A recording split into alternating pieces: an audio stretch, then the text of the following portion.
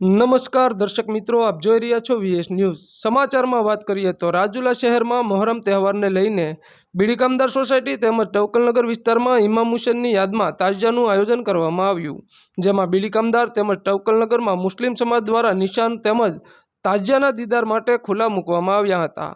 તેમજ બીડી કામદાર સોસાયટીમાં ઇમામ હુસેનની યાદમાં જે છબીલો બનાવવામાં આવ્યો હતો ત્યાં પાણીનું પરબ અને મોહરમના 9 દિવસ દરમિયાન બાળકોમાં નિયાઝનું આયોજન કરવામાં આવ્યું હતું.